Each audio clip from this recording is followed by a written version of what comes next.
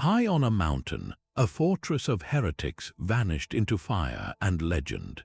This is the story of the Cursed Monks of Montségur, a medieval mystery woven from faith, treasure, and a haunting silence that has lasted for centuries. By the end of this journey, you will uncover the shocking truth behind one of history's most resilient enigmas. We will follow the trail from a brutal crusade to a mysterious 2-week truce, asking what 4 escaping monks carried into the night and why some believe the mountain itself is still cursed. What do you think is the most powerful force a story can leave behind? To understand the curse, you must first understand the fire that lit it. In the early 13th century, southern France was a land of stark contrasts, where the rigid orthodoxy of the Catholic Church met a growing wave of spiritual rebellion known as Catharism.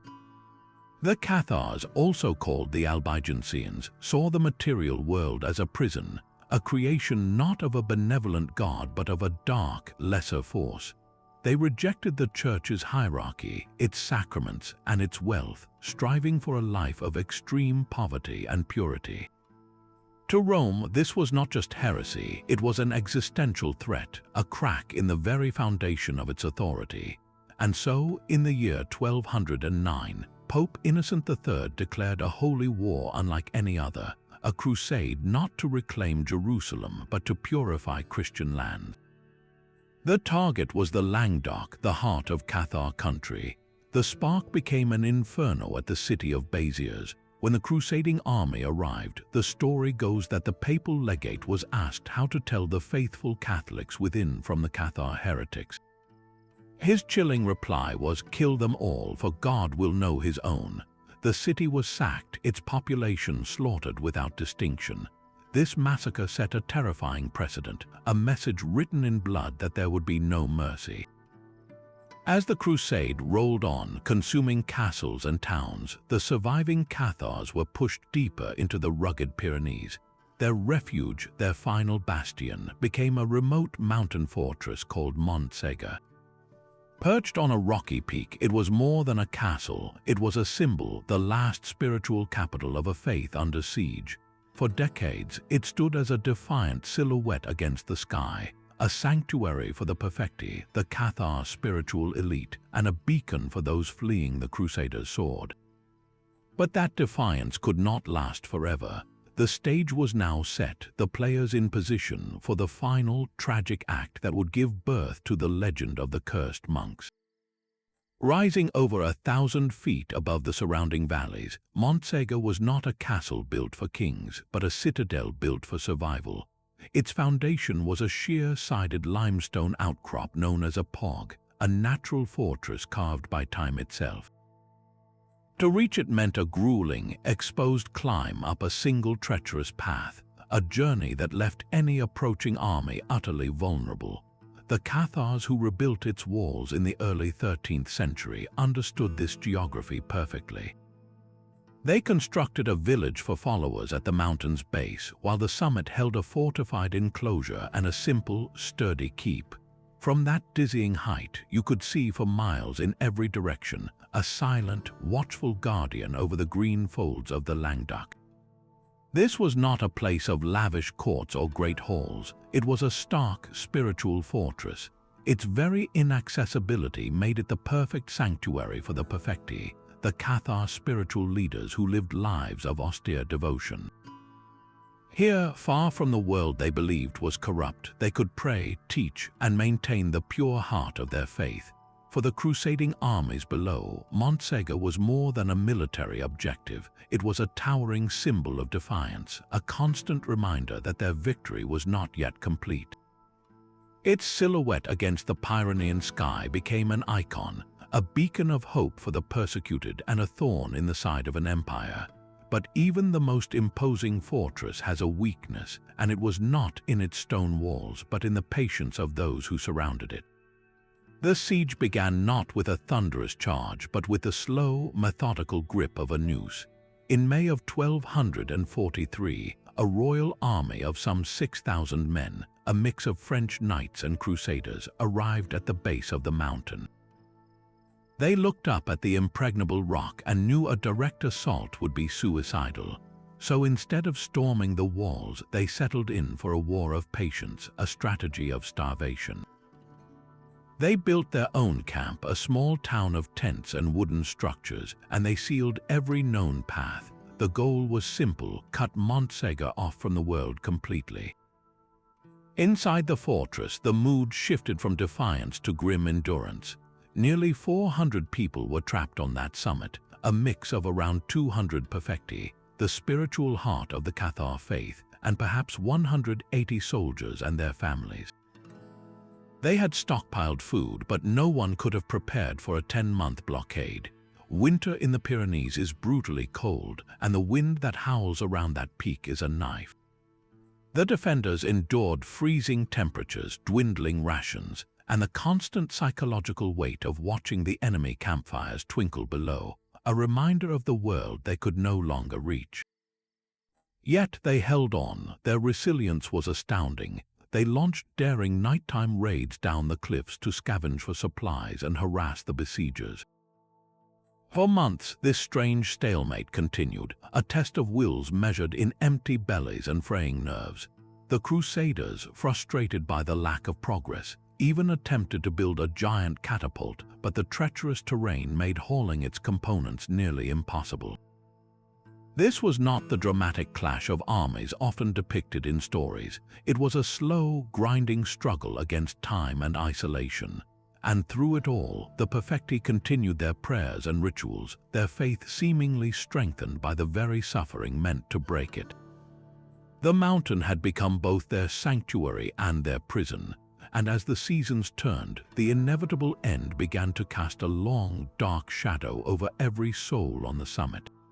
The turning point arrived not with a battle cry, but with a quiet conversation. In early March of 1244, after 10 agonizing months, a parley was called. The defenders of Montségur, their supplies nearly gone and their strength fading, sent envoys down the mountain to speak with the Crusader commander, Hugues des Arces. What was said in those meetings remains one of the great enigmas of the siege. On the surface, the terms seemed straightforward. The fortress would surrender, and in return, the lives of the soldiers and civilians would be spared. They would be free to go after a period of penance, but for the perfecti, the spiritual heart of the Cathar faith, the sentence was absolute and known to all: death by fire for refusing to recant their heresy. This was the unshakable law of the Inquisition.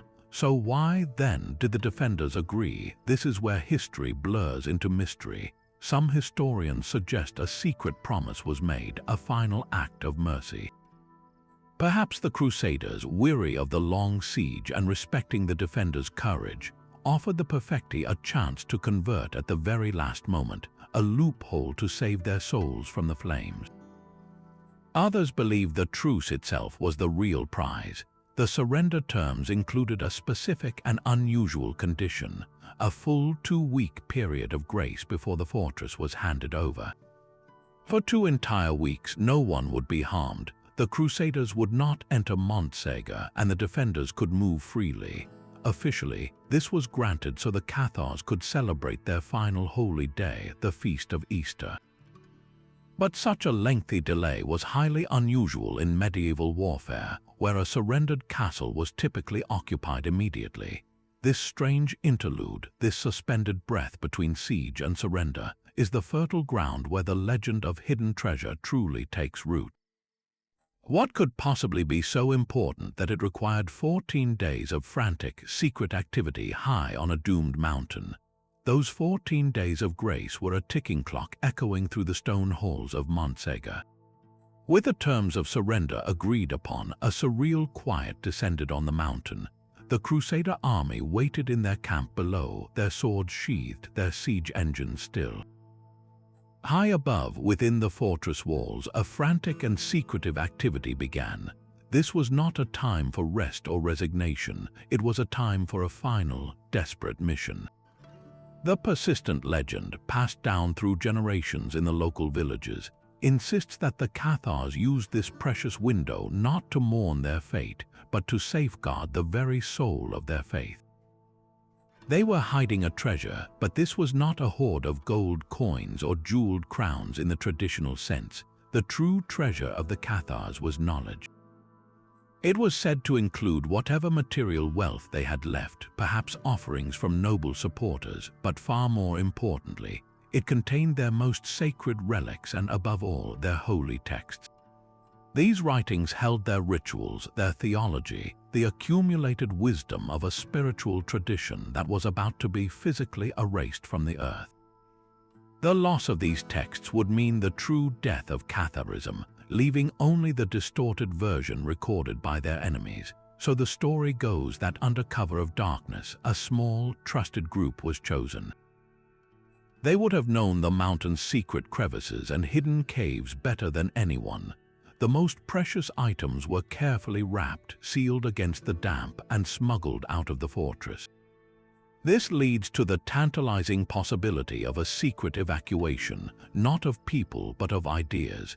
Could a handful of defenders have used a perilous, unknown path down the cliffs, a route too dangerous for an army but passable for a determined few carrying a sacred burden? The logistics are daunting, yet the motive is overpowering. If you knew that every one of your spiritual leaders would be dead in 2 weeks and that every book you owned would be thrown into the same fire, what would you do?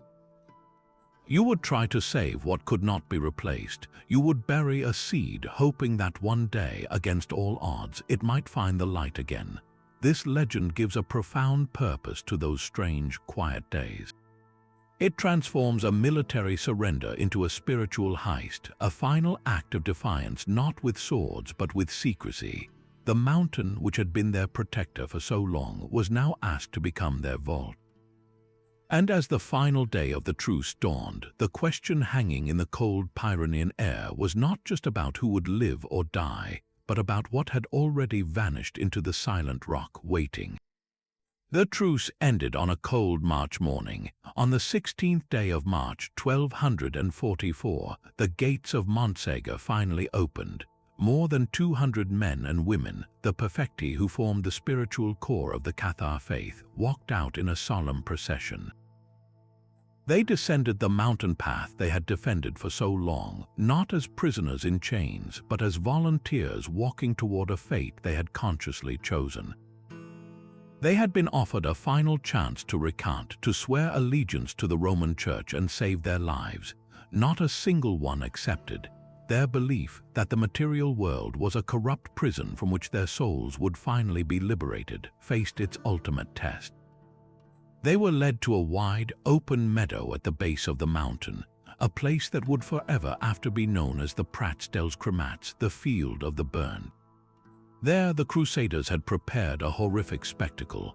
A massive wooden palisade had been erected and filled with brushwood and timber, creating a giant communal pyre. The scale of it was deliberate, meant to erase not just individuals but an idea. Witnesses, both Crusader and the surrendered soldiers forced to watch, described a scene of eerie calm. There were no screams of terror, no last-minute pleas for mercy. According to chroniclers, many of the perfecti walked willingly into the flames, singing hymns as the fire took them. In a single afternoon, the living heart of Catharism was reduced to ash and smoke that drifted over the Pyrenees. This was not merely an execution, it was a symbolic annihilation. The physical fortress of Montségur was surrendered, but this burning in the field below was the true conquest. It seared the event into the memory of the region with a permanent psychic scar. The creation of the field of the burn did more than end a siege, it planted the seed of the curse. How could such an act of uncompromising faith and such a brutal, collective punishment not leave a mark on the land itself? The mountain had witnessed the sacrifice, and from that day forward, the story of Montségur would forever be tied to the haunting silence of that meadow and the 200 souls who vanished into the fire carrying their secrets with them. But what exactly was this treasure they were so desperate to hide? The answer depends on who you ask, because the word treasure here holds a double meaning. On one hand, there is the literal material treasure.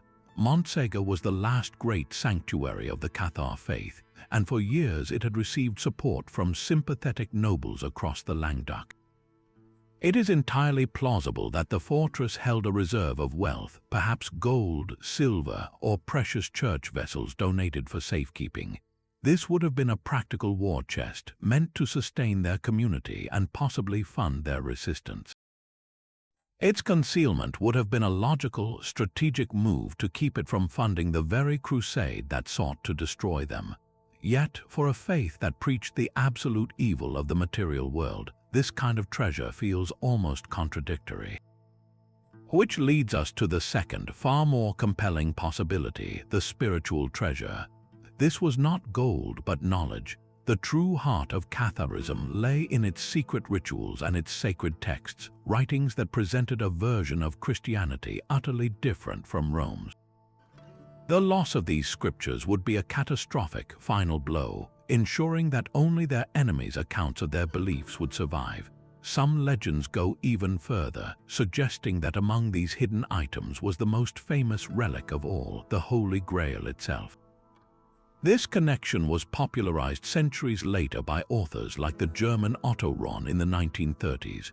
Ron, fascinated by the area, proposed that Montségur was the real Grail castle and that the Cathars were the guardians of this sacred cup. He argued that the Grail was not a Christian chalice, but a symbol of hidden, heretical wisdom, the very knowledge the Perfecti died to protect. While most historians dismiss the Grail link as romantic speculation, it underscores a powerful truth for the Cathars: their gospel was their Grail. It was the source of their purity and the map to their salvation. So when we wonder what was smuggled out during those 2 weeks, we are really asking what is worth more than life itself. Is it a bag of coins, or is it the book that tells your soul how to be free? The mountain may have kept the answer, but the enduring mystery lies in the fact that we are still drawn to the question. From the ashes of the fire, a legend of escape began to grow. While the majority of the Perfecti walked willingly to the pyre, a persistent whisper from the local villages tells a different, more hopeful tale. It says that not all of them perished in the flames. According to this enduring story, 4 of the spiritual elite managed to flee Montségur during that crucial 2-week truce, and they took the community's sacred treasure with them. The logistics of such an escape are as dramatic as the idea itself. The main path was, of course, watched by the Crusader camp. The only other way off that mountain peak was straight down, a sheer, vertiginous drop of hundreds of feet onto jagged rocks. The legend holds that these 4 individuals, driven by a sacred duty, used ropes under the cover of a moonless night. They would have lowered themselves silently into the black void, their only guides being their knowledge of the rock face and their absolute faith. Imagine the scene: the cold bite of the rope in their hands, the sound of their own breathing louder than the wind, every scrape of boot against stone a potential death sentence. They were not soldiers on a raid, they were monks and perhaps nuns, carrying the most precious and fragile remnants of their world. If they succeeded, where could they possibly go?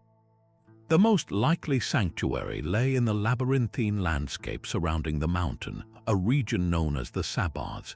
This area is a geological honeycomb, riddled with countless caves, deep caverns, and hidden grottos carved by ancient rivers. These were not just holes in the ground, they were natural fortresses, known and used by the local people for centuries. A small group could vanish into one of these caverns indefinitely, living in secrecy, protecting their charge. Some tales suggest they went even deeper, following hidden trails high into the remote folds of the Pyrenees, to places where the authority of kings and popes meant nothing. The power of this legend is not in its historical proof, which is scant, but in what it represents: the unkillable idea. It provides a narrative answer to that haunting question: what happened to the treasure? More importantly, it offers a sliver of light in a story dominated by darkness. It suggests that something pure survived the fire, that the soul of Montségur did not burn on that field, but slipped away into the silent, waiting earth. But a story of such profound loss does not simply end with the last ember cooling. Over the centuries, the historical tragedy of Montségur slowly fermented in the collective memory of the Languedoc, transforming into something darker and more potent, a full-fledged curse. The land itself, it was said, had been blighted by the violence and the broken faith. The Prats dels Cremats, the field of the burned, became a place farmers would avoid, whispering that crops would not grow there and that the grass had a sickly, pale hue. The mountain was no longer just a historical site. It was a tomb holding unresolved spiritual trauma, and it was said to guard its secrets jealously. A rich folklore grew, warning that misfortune would inevitably befall anyone who sought the treasure of the Cathars. Tales circulated of hunters or shepherds who, upon stumbling into a hidden cave, would be overcome by a sudden, chilling dread, forcing them to flee empty-handed. Others told of curious outsiders, treasure hunters with maps and shovels, who would be plagued by bizarre accidents, unexplained illnesses, or a run of devastating bad luck that would only cease when they abandoned their search and left the region. The mountain itself seemed to watch. Perhaps the most persistent manifestations of the curse were the strange, unexplained phenomena. Locals spoke of eerie lights seen dancing along the remote ridges long after any human campfire would have died, glowing orbs that moved with a purpose no star could mimic. There were accounts of ghostly apparitions, silent figures in dark robes glimpsed standing among the ruins or walking the old paths before dissolving into the mist. These were not described as threatening specters, but as sorrowful presences, a perpetual echo of that final procession. This sense of unease, this feeling that the past was not fully at rest, framed Montségur not as a conquered fortress, but as a place still holding its breath. The curse, then, was not about malicious ghosts seeking revenge, but about the land itself remembering a wound too deep to heal. It was a narrative created by a community to explain the palpable weight of history, a way of saying that some acts are so absolute they stain the very rock and air. The treasure, whether real or symbolic, remained protected not by locks or traps, but by the enduring power of a story that insisted some mysteries should stay buried. Centuries of whispers and warnings finally met the methodical scrutiny of modern science. The first serious archaeological investigations at Montségur began in the 1950s, a systematic effort to peel back the layers of legend and see what the stones themselves could tell us. Excavations led by researchers like Fern and Neil and later teams revealed the fortress not as a grand castle, but as a stark, functional stronghold perfectly adapted to its impossible perch. They meticulously mapped the foundations, uncovering the clear layout of the upper enclosure, the cistern for water, and the remains of the simple dwellings that once clung to the summit. The artifacts they unearthed were not gold or jewels, but the quiet poetry of everyday life in extremis. They found pottery shards, simple cooking utensils, rusted nails, and arrowheads. They uncovered hearths and post holes, allowing them to reconstruct where people slept, ate, and kept watch. Most poignantly, they discovered clear evidence of the siege itself, including hundreds of stone projectiles, likely fired by Crusader catapults scattered across the site. Each carved stone ball was a silent testament to the relentless bombardment the defenders endured for 10 long months.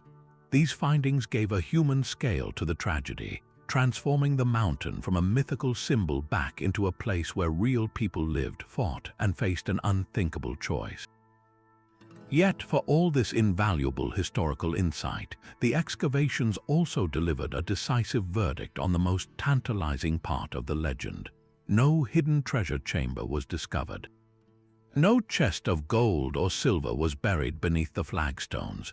No secret tunnel leading to a cavern filled with sacred texts was ever found.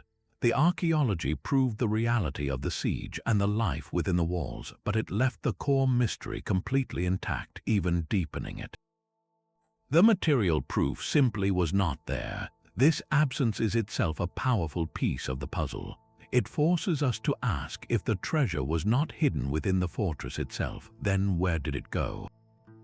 The lack of evidence does not disprove the legend. It merely shifts the search from the conquered summit to the vast, whispering wilderness that surrounds it.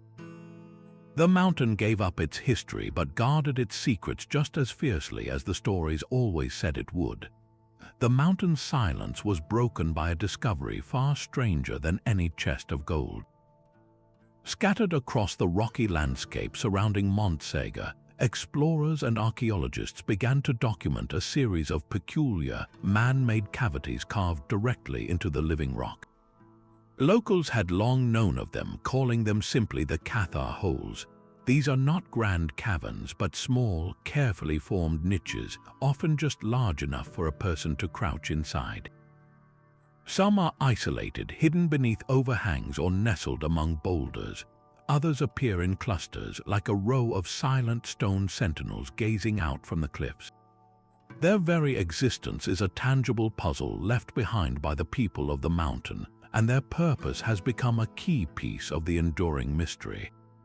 Were they practical hiding spots, allowing a defender or a precious object to vanish from sight in an instant? Could they have been spiritual retreats, tiny cells where a perfecti might meditate in isolation, seeking purity closer to the sky? Some researchers have proposed a more communal function, suggesting the holes were part of an ingenious water collection system, their shapes designed to channel precious rainfall into hidden cisterns during a long siege. Yet another theory, more speculative, points to the heavens. Certain holes are aligned with specific sightlines toward the rising sun on solstices or other significant dates, leading to the idea that they might have served as crude astronomical markers, a calendar carved in stone for a faith deeply connected to the cycles of light and dark. Each explanation paints a different picture of daily life on that besieged peak.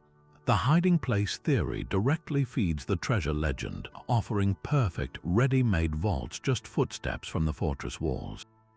The ritual cell idea speaks to the profound asceticism of the Cathar faith. The practical water system reminds us of the brutal logistics of survival.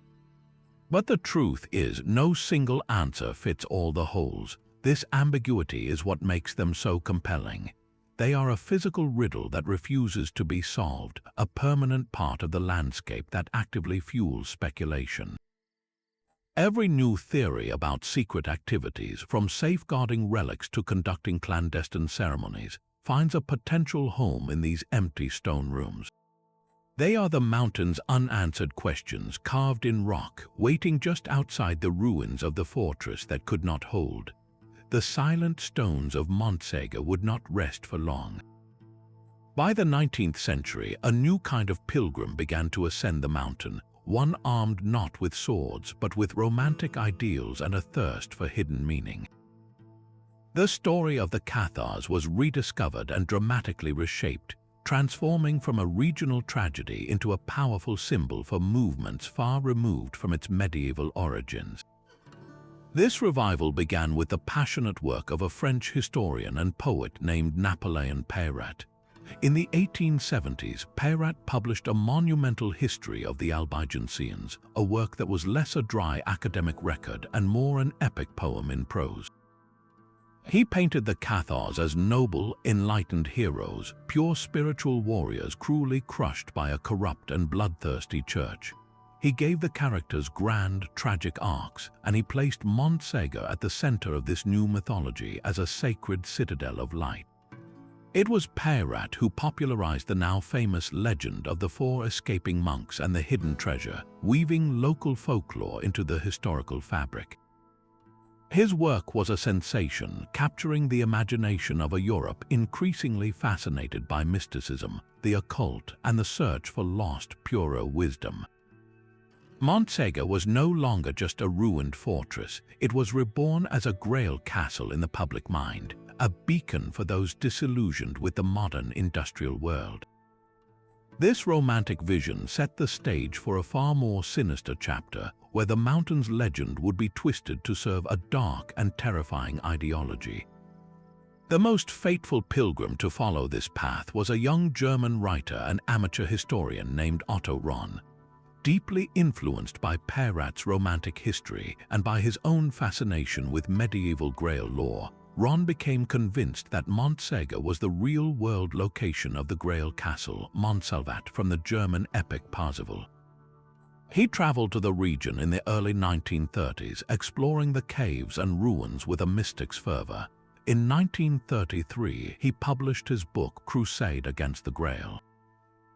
In it, he argued that the Cathars were the last guardians of the true Grail, which he redefined not as a Christian chalice, but as a symbol of ancient pre-Christian Aryan wisdom. He saw their extermination as a cosmic crime against this pure Northern European spirituality. Ron's ideas, a bizarre fusion of romanticism, heresy, and racial theory, found a dangerously receptive audience in the rising Nazi Party, particularly in Heinrich Himmler, the head of the SS. Himmler was obsessed with occult origins for his racist ideology, seeking to prove the historical and spiritual supremacy of the Aryan race. To him, Ron's book was a revelation.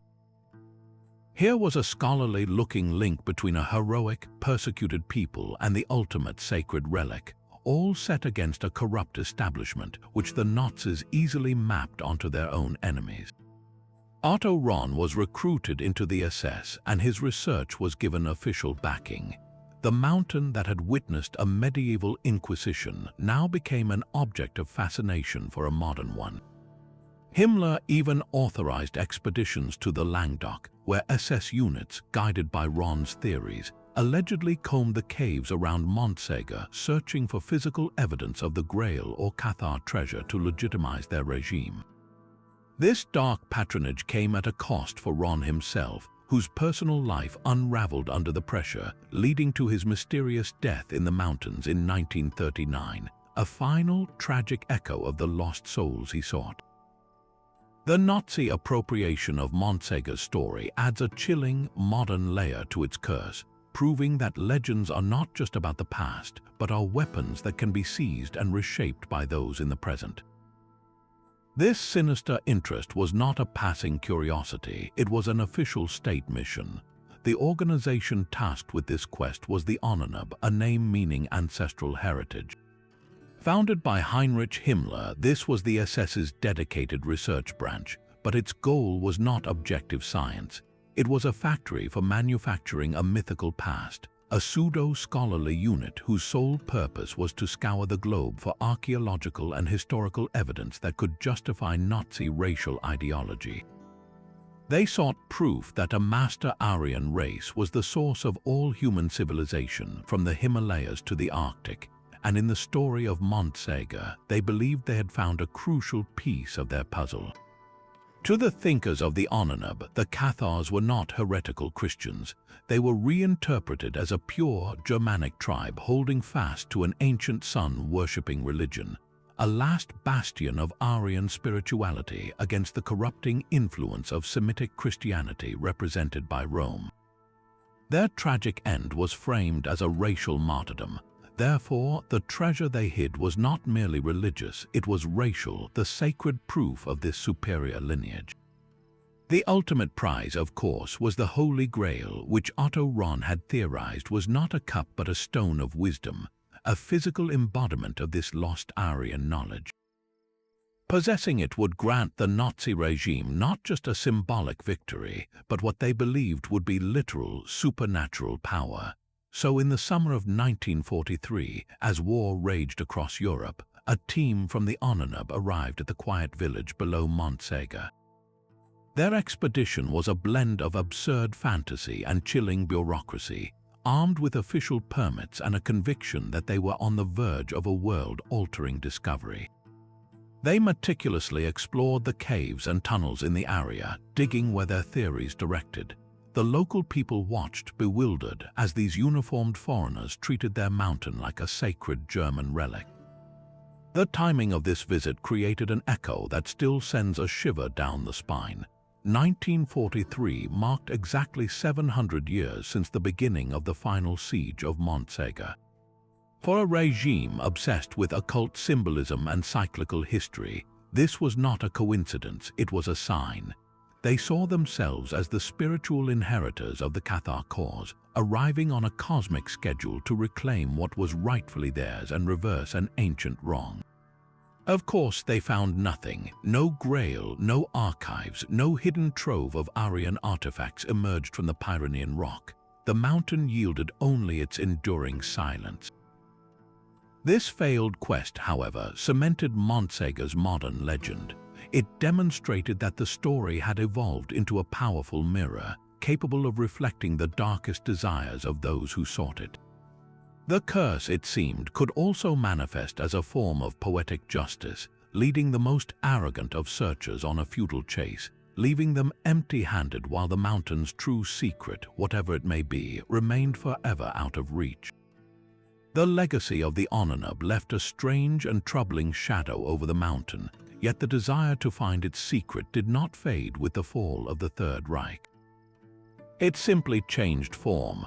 In the decades since, Montségur has become a magnet for a new generation of seekers, a mix of passionate amateurs, serious researchers, and outright fortune hunters, all drawn by the same siren song of hidden gold and lost wisdom.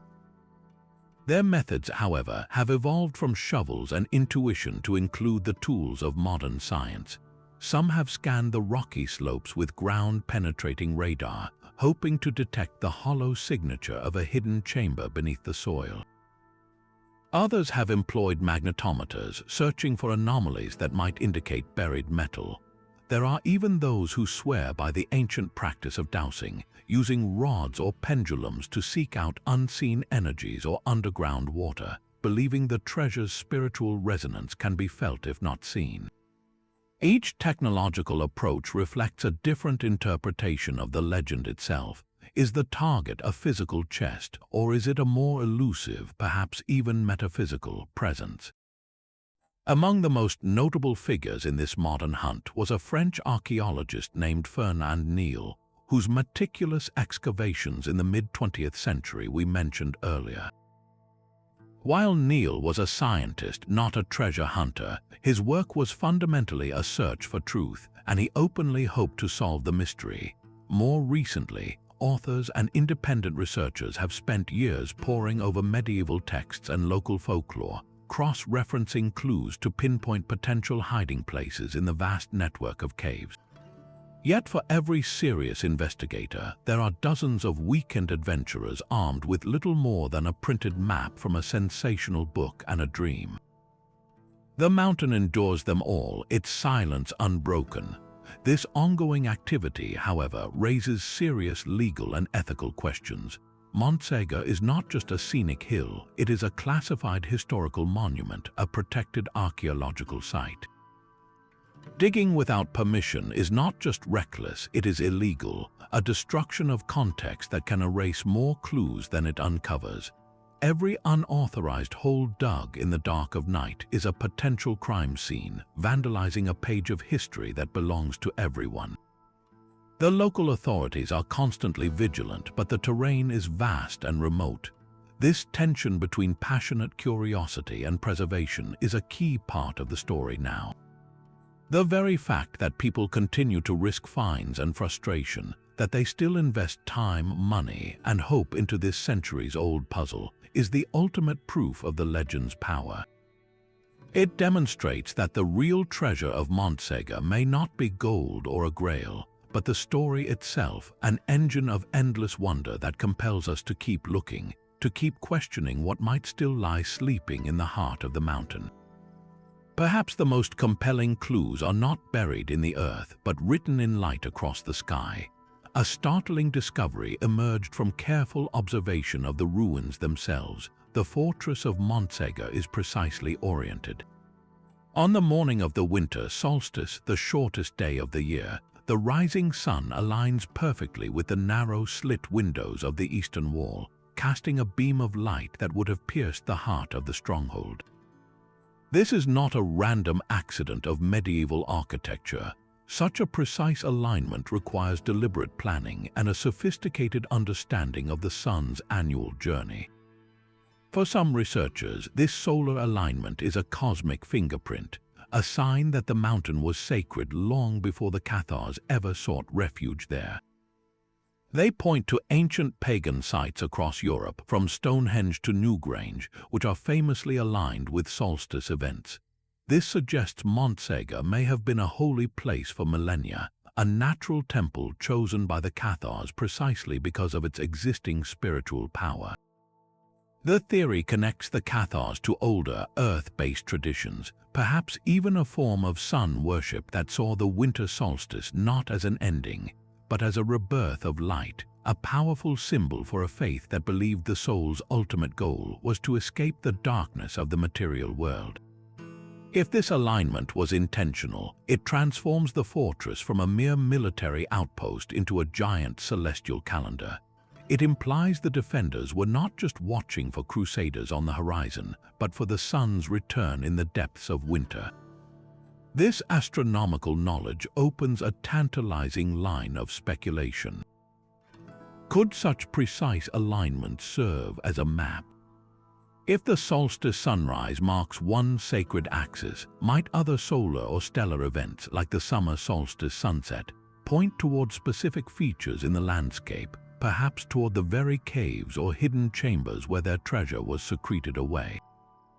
It is a captivating idea that the secret to finding what was lost is not in a dusty manuscript, but in waiting for the right day of the year and following a path of sunlight.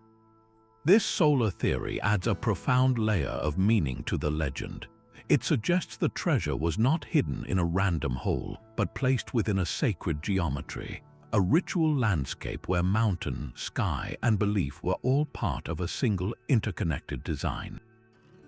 The curse, then, might not just guard a physical object but protect a celestial secret, one that reveals itself only to those who understand how to read the language of the light. The stone walls hold more than just history. They hold a chill that has nothing to do with the mountain air. For many modern visitors, Montségur is not a silent ruin but a profoundly active place where the past seems to press against the present in unsettling ways.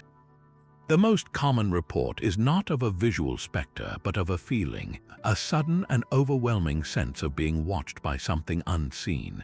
It descends without warning in the middle of a sunny day, a palpable weight of sorrow that seems to seep from the very rocks. People describe it as an oppressive atmosphere, heavy with grief, that can stop them in their tracks and quicken the pulse. It is as if the emotional trauma of the final days, the fear and resolve of over 200 souls, has been absorbed into the limestone, replaying on an endless, silent loop. Alongside this emotional imprint come physical anomalies. Visitors and guides alike speak of bizarre, localized cold spots, areas where the temperature seems to plummet dramatically for a few steps before returning to normal, as if walking through an invisible pocket of that long-ago March. In our digital age, the phenomena have adapted, with numerous accounts of cameras, phones, and voice recorders malfunctioning inexplicably on the summit. Batteries drain in minutes, lenses fog for no reason, and audio recordings fill with static or strange, whisper-like distortions that were not heard at the time. Then there are the sightings, the stories that give the cursed monks their name. These are not the dramatic, chain-rattling ghosts of fiction, but fleeting, solemn figures. They are most often described as dark, robed shapes glimpsed from the corner of the eye, standing motionless among the broken walls or walking the old perimeter path. When witnesses turn for a clearer look, the figures are simply gone, vanished into the thin mountain air or the solid stone behind them. One recurring account tells of a spectral procession, a line of silent, hooded forms moving slowly toward the eastern edge of the summit, mirroring that final walk to the waiting pyre below. What is it that people are truly experiencing here? Skeptics point to the power of suggestion, the known history coloring perception, and the very real, disorienting effects of high altitude and wind. Yet for those who feel it, the explanation is simpler and more profound. They believe they are sensing the residue of an event so catastrophic it fractured time itself, leaving a psychic scar that has never healed. The oppressive sorrow isn't a random haunting, it is the echo of a collective goodbye. The cold spot is the shadow of the fire that never quite went out. These paranormal claims, whether you believe them or not, complete the legend in a deeply human way. They transform the mountain from an archaeological site into a living memorial, a place where the story refuses to be confined to the past and insists on being felt here and now by anyone who climbs its slopes. Perhaps the most profound treasure was one that could never be burned or buried. For many historians, the relentless focus on gold or sacred objects misses the deeper truth of what actually survived Montségur. The real hidden treasure, they argue, was not a physical thing at all, but the living continuation of the Cathar faith itself. Think about it. The fortress fell, and its spiritual leaders were executed, yet Catharism did not vanish that day. For decades afterward, small, secret communities of believers persisted in remote valleys and villages, keeping their rituals alive in hidden cellars and at nighttime meetings in the forest. How did this happen if every single teacher had perished in the flames? The legend of the four escapees provides a compelling answer. If even a handful of perfecti survived, carrying not chests of gold, but the sacred knowledge in their minds and hearts, they could have become the seeds of a scattered underground church.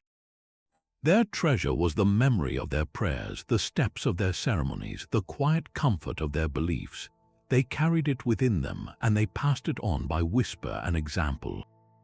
This transforms the story from a material hunt into a spiritual odyssey. The 2-week truce, then, becomes less about hiding objects and more about orchestrating a final, desperate act of preservation, ensuring that anyone with the essential knowledge could slip through the net. From this perspective, the mountain did its job perfectly. It protected the one thing that mattered most, the living faith, by allowing it to walk away on 2 feet disguised in the night. The treasure was never meant to be found by outsiders because it was never a static object. It was a flame passed from one hand to another, kept alive in the shadows long after its public light had been extinguished. This idea leads to an even more abstract yet powerful interpretation. What if the entire legend of the hidden treasure is not a literal history, but a powerful metaphor created by the community that survived? After such a catastrophic loss, human minds naturally seek meaning and hope. The story of a sacred object, carefully hidden and waiting, could serve as a beautiful symbol for the endurance of Cathar ideas themselves. It says to the survivors and to their descendants, our truth was not destroyed. It is merely out of sight, safeguarded, waiting for a time when it can be reclaimed. The treasure becomes a story about stories, a narrative device that allowed a persecuted people to believe their identity was not erased but simply dormant. In this light, every generation that retells the tale of the 4 monks and their secret burden is in a way keeping the real treasure alive. They are not digging for gold. They are perpetuating the memory of a different way of seeing the world, a testament to resilience that no crusade could fully conquer. So when we ask what was truly saved during those 2 weeks, the answer might be the most fragile and powerful thing of all, hope itself, carefully wrapped not in cloth, but in the enduring human need to believe that light can survive even the deepest darkness. The story of Montségur has long since escaped the confines of history books and taken root in the modern imagination. You can find its echo in the pages of speculative bestsellers, most famously in the controversial 1980s book The Holy Blood and the Holy Grail, which wove the Cathars into a sprawling conspiracy about a secret bloodline of Christ. While widely debunked by scholars, this book amplified the mystery for millions, cementing the idea of Montségur as a keeper of world-altering secrets.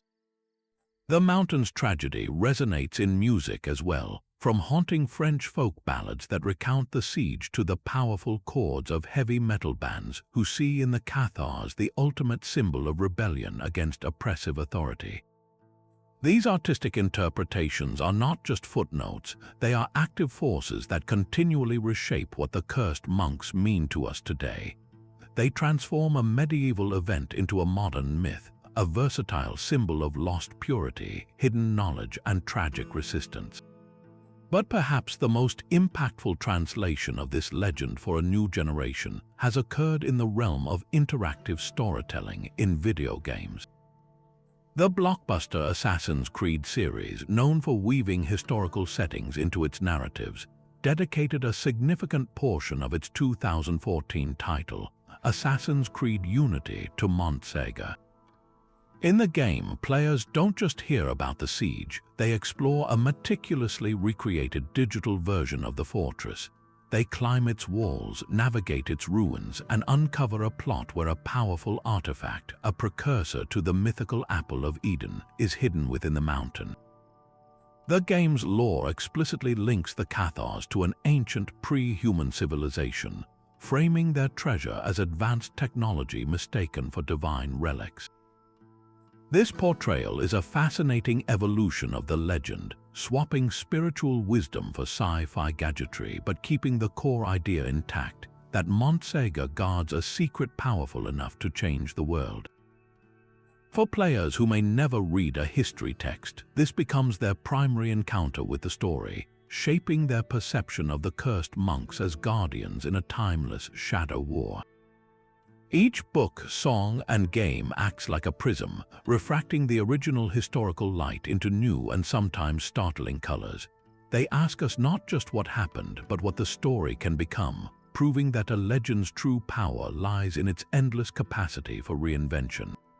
The Pyrenean rock is a formidable guardian in its own right. To understand the feasibility of the hidden treasure, we must step away from the legend for a moment and confront the raw, physical reality of the landscape. The terrain surrounding Montségur is not merely scenic, it is aggressively rugged. This is a world of sheer limestone cliffs, dense, ancient forests, and deep, shadowy ravines carved by glacial meltwater. The caves themselves are rarely convenient chambers with flat floors and wide entrances. Many are vertical shafts, treacherous slopes of loose scree, or tight, winding tunnels flooded by underground streams. Hiding something here, especially something of significant size or weight, would be a monumental task even in peacetime. Now layer on the conditions of a siege. The defenders were exhausted, undernourished, and living under constant watch. The main paths were observed by the enemy camp, and any unusual movement during daylight would be instantly suspicious. This forces us to ask a very practical question: could it have been done? The answer lies in scale and intention, a single heavy chest of gold bullion. The logistics become daunting. It would require multiple strong individuals to move it, creating noise and leaving tracks. They would need tools to dig or to move heavy rocks to conceal an entrance in the unforgiving ground. Every minute outside the walls was a minute of extreme risk. However, consider a different kind of treasure, one that aligns with both the Cathar ethos and the practical constraints. What if the treasure was not one large, heavy object, but a collection of smaller, precious items? Sacred texts on parchment or vellum, wrapped in oilcloth and sealed in leather satchels. A few delicate golden communion cups easily carried in a pack, perhaps a handful of gemstones or coins. This changes the equation entirely. A small group of 2 or 3 knowledgeable individuals moving at night could carry such items. They wouldn't need to dig, they could utilize the existing labyrinth of natural features. The famous Cathar holes, those man-sized niches carved into cliff faces, become perfect candidates not as permanent vaults but as waypoints. A satchel could be placed deep inside a dry crevice, then the entrance carefully camouflaged with loose stones and moss. In a landscape where every rock looks like another rock, a cleverly hidden niche becomes invisible. The foragers who regularly risked the cliffs to gather supplies would have possessed the intimate, granular knowledge required. They knew which overhangs were dry, which caves flooded in spring, which fissures were accessible only by a specific handhold. This practical perspective doesn't disprove the legend, it refines it. It suggests that if something was hidden, it was not a pirate's chest sitting in a cavern, but something more akin to a carefully dispersed archive, broken into manageable portions and placed in multiple, geographically separate caches.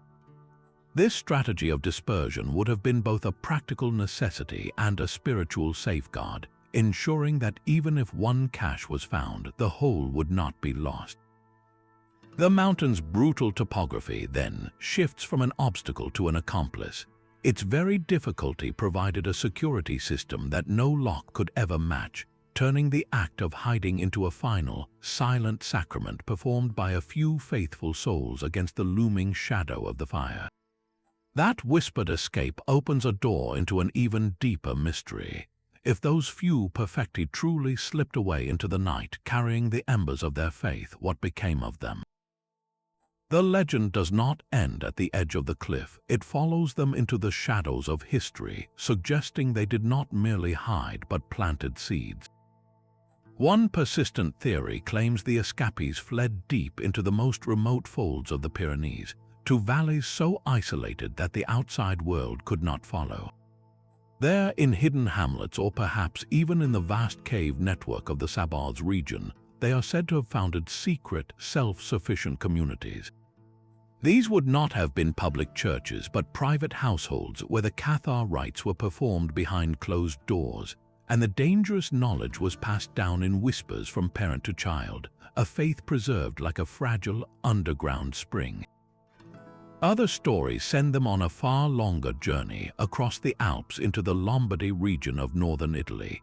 This makes historical sense, as Italy had its own Cathar communities, known as Pyrenees, who were also facing persecution but could offer a network of safe houses. A surviving perfectus arriving from the fallen capital of Montségur would have been a revered figure, a living relic who could help reorganize and inspire the scattered faithful abroad. This idea transforms the escape from a desperate flight into a purposeful diaspora, a deliberate mission to ensure the survival of their creed beyond the borders of France. But are these just hopeful stories? Intriguingly, history does not show a clean end to Catharism after 1244. For nearly 70 more years, inquisitorial records from the Languedoc document the persistent, stubborn presence of Cathar believers. They speak of secret meetings in forests and cellars, of traveling perfecti who still ministered to the faithful at great personal risk. The last known perfectus, a man named Guillaume Bailabast, was burned at the stake in the village of Villarouge-Termines in 1321, nearly 80 years after the fall of Montségur. How did Bailabast learn his faith if all the teachers had perished on the field of the burned? His existence strongly implies a hidden lineage, a chain of initiation that stretched unbroken from the mountain's fall to his own capture. This suggests the legend of the escapees may hold a core of truth. Someone had to keep the knowledge alive, to teach the prayers and the consolamentum, the Cathar sacrament. They became ghosts in their own land, the cursed monks of folklore, not because they were specters, but because they were the last living links to a world that had officially been erased. Their curse was to remember and to pass that memory on in silence, ensuring that the light of Montségur, however faint, never fully went out.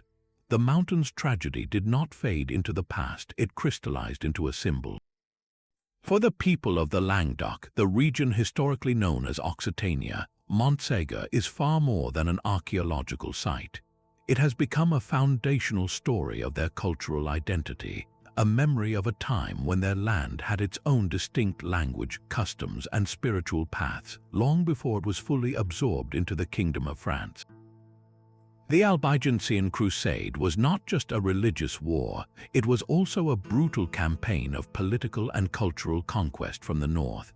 The fire at the foot of the mountain, therefore, represents a double martyrdom, the loss of a religious minority and the suppression of a unique southern culture.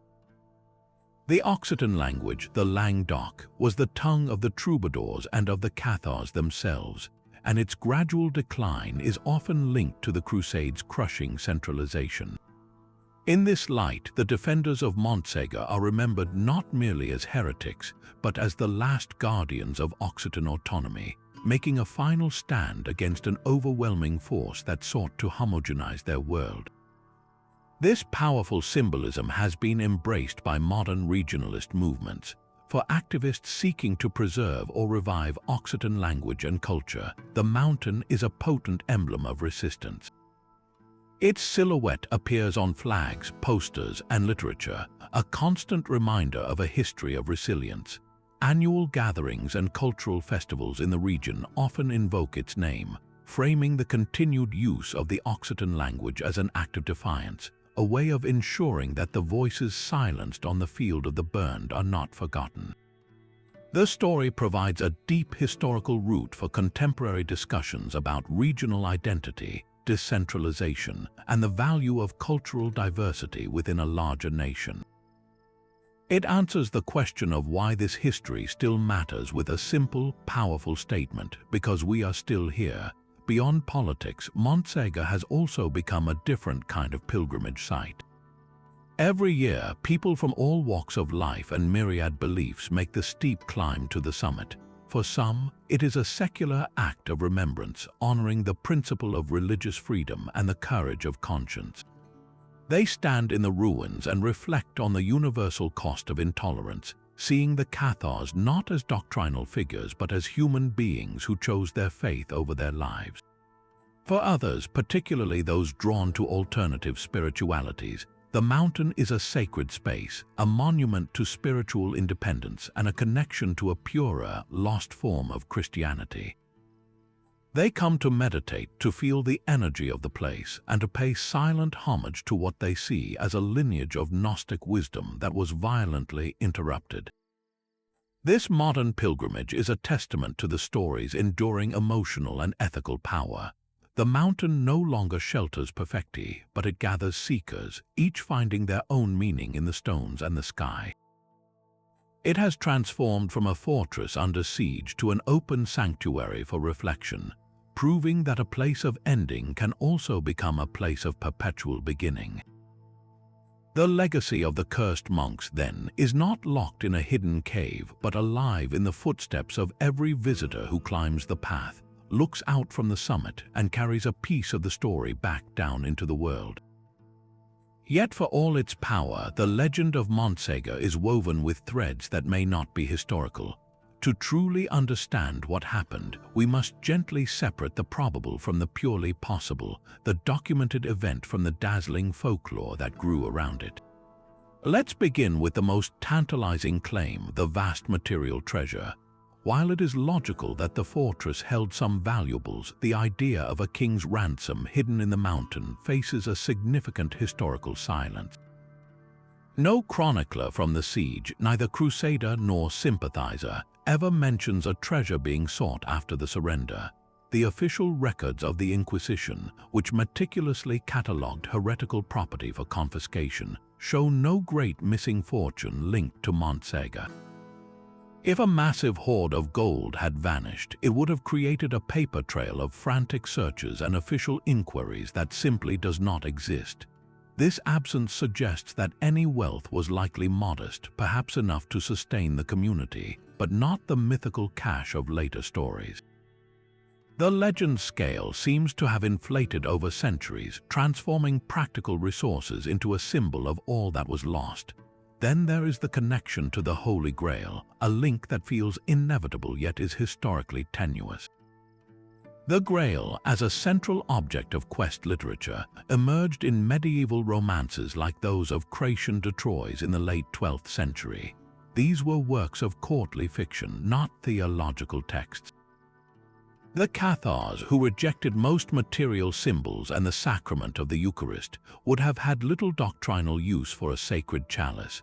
The blending of their story with Grail lore is an anachronism, a romantic fusion that occurred centuries after the fall of Montségur, primarily through 19th century writers like Napoleon Peyrat who were crafting a national epic.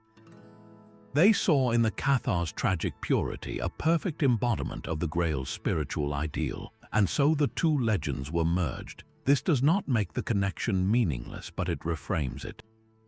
The Grail at Montségur is not a hidden artifact but a later metaphor, a literary device that attached a pre-existing myth of sacred quest to a historical tragedy, giving the mountain a new layer of symbolic weight.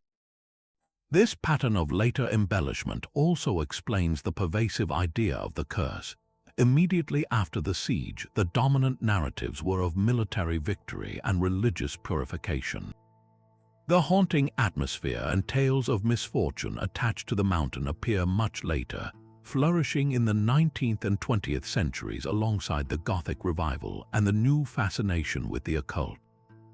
The curse narrative likely grew from a natural human impulse to explain the palpable sorrow of the place, and from the romantic desire to see history as a dramatic, morally charged struggle between light and darkness. It is a form of storytelling karma, ensuring that the site of such suffering could never be just another ruin, but must remain actively spiritually charged. This doesn't diminish the experiences of those who feel something there today, but it suggests the curse is less a supernatural force and more a cultural echo, a story we tell to give shape to the profound and unsettling silence that lingers on the mountain. Taking this balanced view is not about stripping the story of its magic, but about understanding where the magic truly comes from. The facts are compelling enough: a 10-month siege, a 2-week truce shrouded in purpose, and a horrific mass execution. These events provide the solid foundation. The folklore, the Grail links, and the curse are the architecture built upon that foundation by generations of poets, seekers, and a community remembering its past. One gives us history, the other gives us meaning, and in the space between them, where documented event meets enduring myth, we find the true, unshakable power of Montségur, a mystery that lives not in what we can prove, but in what we continue to feel compelled to seek. So we are left not with answers, but with a constellation of beautiful, haunting questions, each one a thread leading deeper into the labyrinth. Where did those 4 escapees go, if they existed at all? Did they vanish into the vast cave networks of the Sabars, becoming whispers in a local family's lineage, or did they cross the Alps to carry the embers of their faith to a safer shore? Their silence is absolute, leaving no trace in any archive, only the stubborn persistence of Cathar belief for decades after the mountain fell. Then the central enigma: what, if anything, was actually hidden? Was it a tangible treasure of gold and sacred vessels, a practical war chest meant to fund a resistance that never came? Or was it the far more precious cargo of knowledge, the sacred texts and rituals that held the soul of a faith, carefully dispersed into multiple caches across that brutal landscape? The absence of evidence is not an answer, it is the very engine of the mystery. Why the 2-week truce? In the ruthless calculus of medieval siege warfare, such a lengthy delay was extraordinarily unusual. Was it genuine mercy for a holy day, a secret negotiation for something the Crusaders wanted, or the crucial window needed for a final, desperate act of preservation? Each possibility paints a different portrait of the final days, from spiritual respect to cold pragmatism to clandestine triumph. And what of the curse itself? Is it merely a story, a folkloric explanation for the palpable weight of sorrow that hangs over the mountain, a way for the human heart to process a trauma written into the land? Or could it be something more, a genuine psychic echo, a fracture in time where the intense emotions of sacrifice and loss have somehow imprinted themselves on the environment, perceptible to those sensitive enough to feel it? The power of Montségur lies precisely in this unresolved tension. A solved mystery becomes a footnote in a history book, neat and contained, but an open mystery, one that balances stark historical facts with the possibility of something more, becomes a living thing. It invites us to participate, to weigh the evidence, to feel the chill on the summit, and to decide for ourselves where the line lies between documented event and enduring legend. The cursed monks do not haunt us with answers, they haunt us with possibilities. And as long as those questions remain, as long as the mountain keeps its silence, the story of Montségur will never truly be over.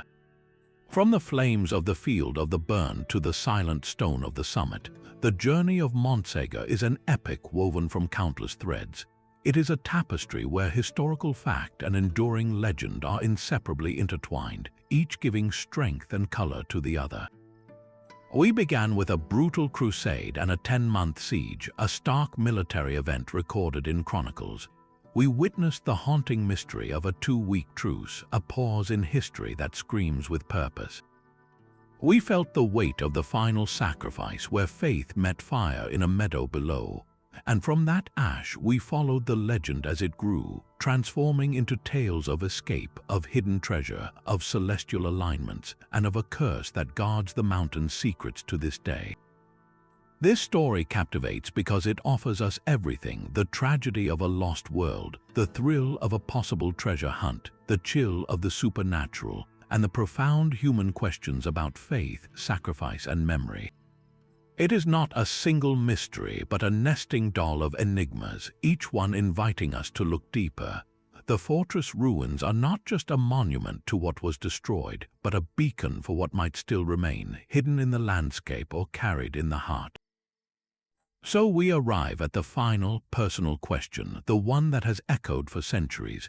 What do you believe? Did the treasure exist? And if so, was it gold, knowledge, or perhaps something else entirely?